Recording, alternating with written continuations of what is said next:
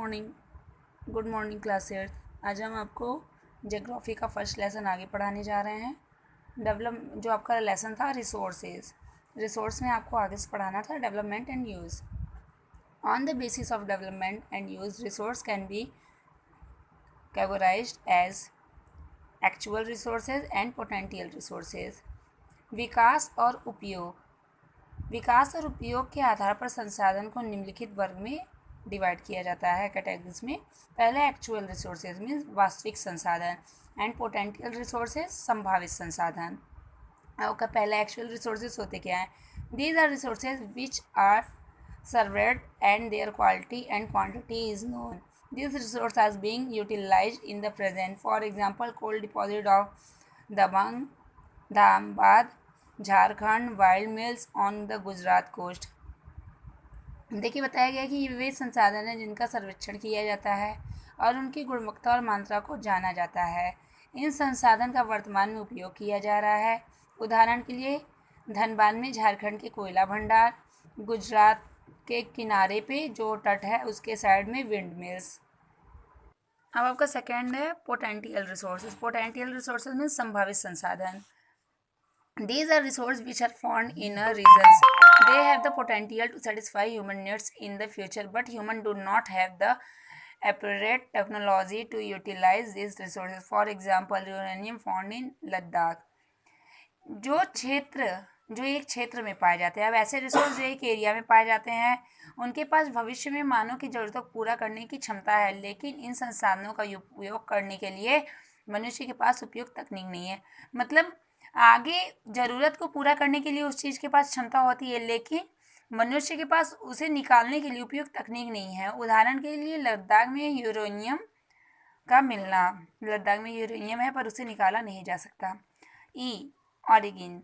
ऑरिगिन्स आपका क्या है? संभावित संसाधन। ये आपका हो गया जैविक संसाधन में। पहला आपका है बायोटिक रिसोर्सेज। ऑरिगिन्स आपका है पहला है आपका biotic resources. Biotic refer to the living things. Biotic means होता है जो जीवित चीज़ों से के बारे में बताता है। Biotic resource are those which contain organ matter and have life. Biotic resource जैविक संसाधन वे होते हैं जिसमें कार्बनिक पदार्थ होते हैं और उनमें जीवन होता है। For example animal, plant, fisheries, livestock etc. आपका एग्जाम्पल बता दिया गया है जानवर, पौधे, मत्स्य पालन, पशुधन आदि। अब आपका है abiotic resources. Abiotic resources means जो आपके अजैविक संसाधन। Abiotic mean non living. Abiotic means होता है गैर जीवित। Hence the resources which are non living in nature are called abiotic resources. जो जैविक संसाधन प्रकृति में गैर जीवित है उन्हें अजैविक संसाधन कहा जाता है। उदाहरण के लिए लैंड, सॉयल, वाटर etc। भूमि, मिट्टी, पानी एक्स्ट्रा। अब है आपका human made resources.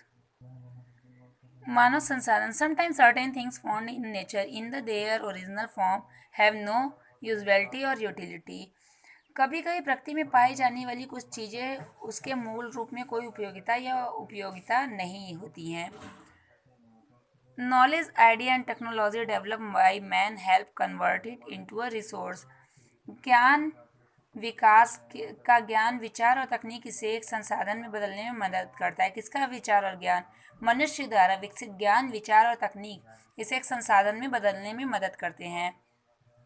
For example iron by itself was no use till man learn to extract iron from the ore. जैसे कि आपको बताया गया जब तक मनुष्य ने अयस्क से लोहा निकालना नहीं सीखा तब तक वह लौह अयस्क का कोई फायदा नहीं था। फिर आगे आपका है people use natural resources to make other resources. लोग अन्य संसाधनों को बनाने के लिए प्राकृतिक संसाधनों का उपयोग करते हैं। एग्जाम्पल मार्बल फॉर फ्लोरिंग, जैसे फर्श के लिए संगमरमर। नेचुरल रिसोर्सेज प्राकृतिक संसाधन use by man to make other resources से dams, roads, sports complex etc are known as human made resources. प्राकृतिक संसाधन अन्य संसाधन को बनाने के लिए मनुष्य द्वारा उपयोग किए जाने वाले वाहन, खेल, परिसर आदि को मानव निर्मित संसाधन के रूप में जाना जाता है। Need for planning and conservation. Planning की नीड्स करना और कंजर्वेशन मीन्स आपका संरक्षण करना, योजना और परामर्श करना means Nature have given as abundant resource and man by his technology skill and known how he is using this resource without discrimination to be satisfy and need and grades.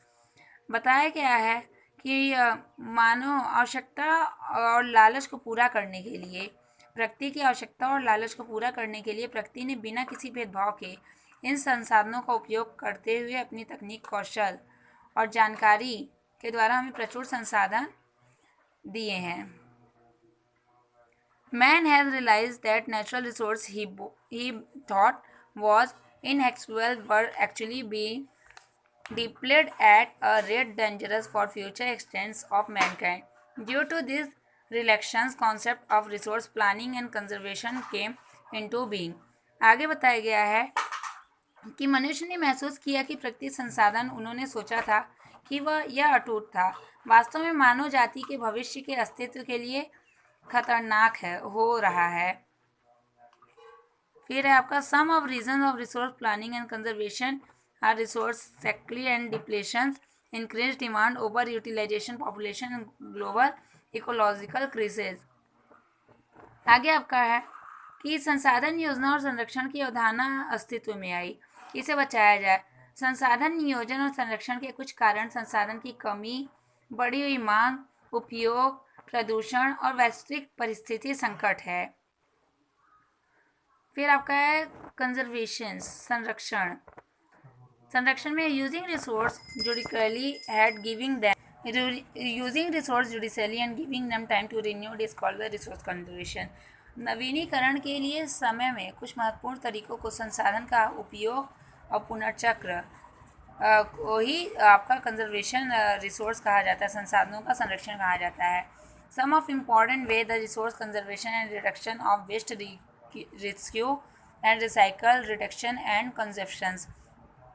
बताया गया है कि संसाधन की जो सुरक्षा है मतलब संसाधन का पुनः उपयोग और पुनर्चक्र, उपभोग, प्रतिस्थापन, पुनर्स्थापन में कमी कहा जा सकता है. फिर आगे है अपग्रेडिंग, सब्स्टिट्यूशन एंड रिस्टोरेशंस. अब इसे संसाधन की सुरक्षा के लिए प्रत्येक व्यक्ति को अवशिष्ट जिम्मेदारी का काम करना चाहिए. We human beings should take care for resource with the depletion of alarming rate. It is responsibility for each and every person to protect the resource. ये प्रत्येक व्यक्ति का वो होना चाहिए, रिस्पॉन्सिबिलिटी होनी चाहिए कि वो इस रिसोर्स को संरक्षित करे. फिर आपका है सस्टेनेबल डेवलपमेंट, अस्थिर विकास. It refers to a process of development wherein the quality of the environment is maintained and the uses of resource for development in the present do not compromise with the need of the future generations. यह विकास की एक प्रक्रिया को संदर्भित करता है जहाँ पर्यावरण की गुणवत्ता को बनाए रखा जाता है और वर्तमान में विकास के लिए संसाधनों का उपयोग वो भावी पीढ़ियों की जरूरतों को समझा नहीं करता. Sustainable development maintain a balance between the resource usage and conservation with a essential for the survival of man on earth.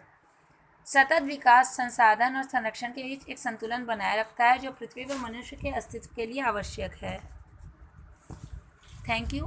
आपका ये लेसन एंड हो गया है. अब हम आपको नेक्स्ट डे इसका क्वेश्चन आंसर राइट कराएंगे.